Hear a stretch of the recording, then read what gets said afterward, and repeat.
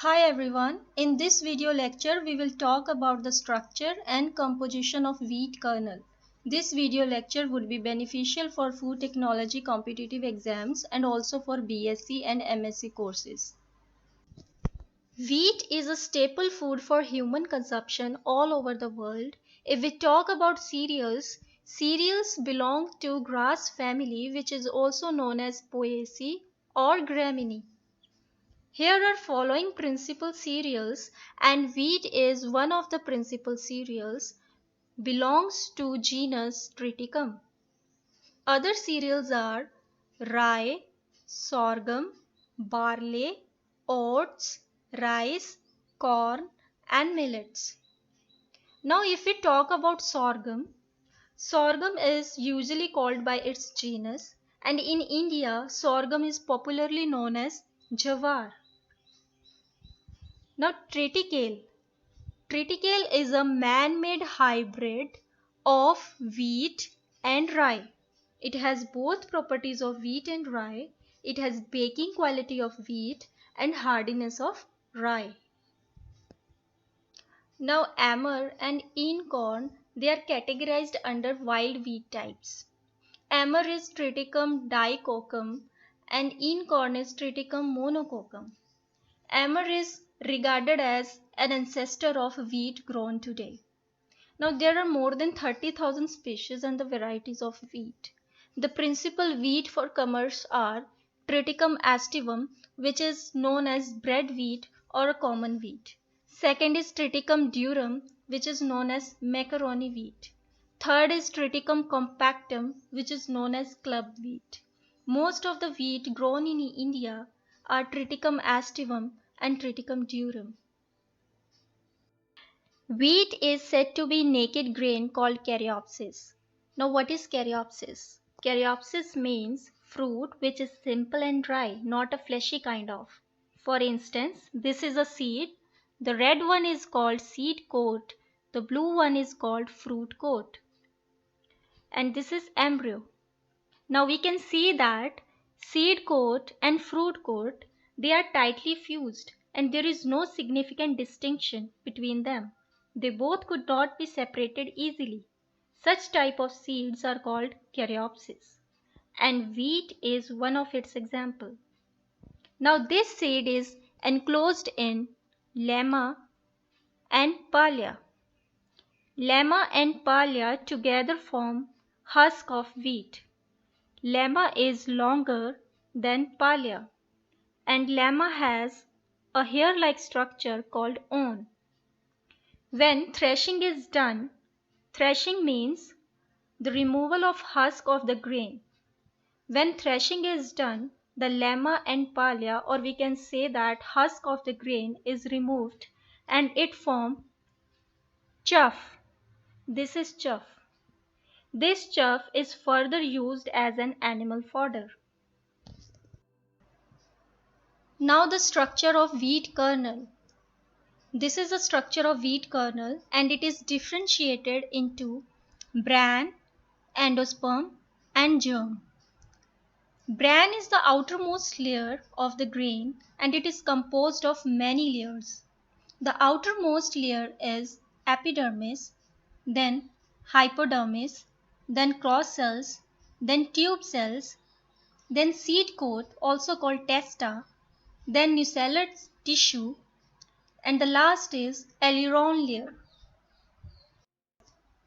The second part is endosperm and it is the stored food reserve material. It is composed of starch and proteins. The arrangement of starch and proteins is in such a way that the proteins form the matrix and starch granules are embedded in it. Let me show you a diagram. For example, this is a matrix which is formed by the proteins.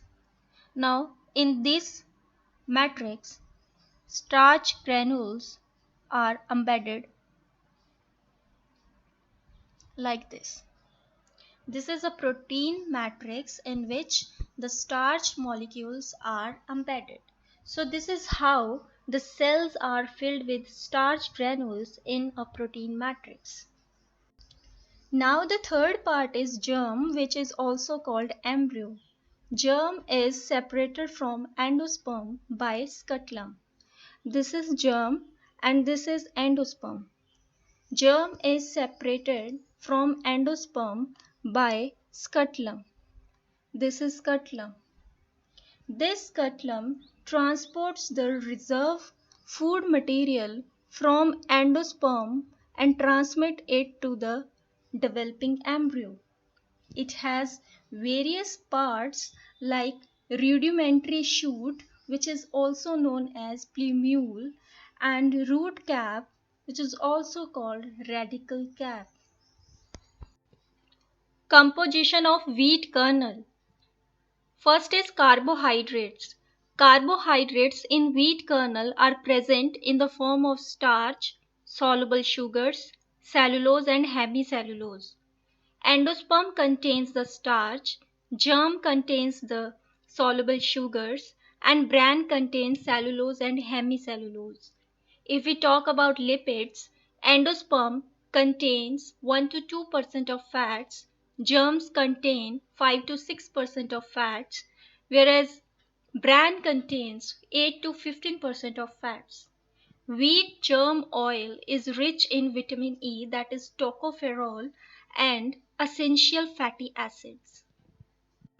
Next is proteins. Proteins in wheat are categorized in two types. First is gluten proteins and second is non-gluten proteins. Non-gluten proteins include albumins and globulins. They are low in proline and glutamine and they are high in lysine, arginine and tryptophan. Whereas gluten proteins include gliadins, glutenins, and insoluble residual proteins. Gliadins are also known as prolamins and glutenins also known as glutellins. They are high in proline and glutamine and they are low in lysine, arginine and tryptophan. When we knead the wheat flour with water, we know that wheat flour contains gliadin and glutenin.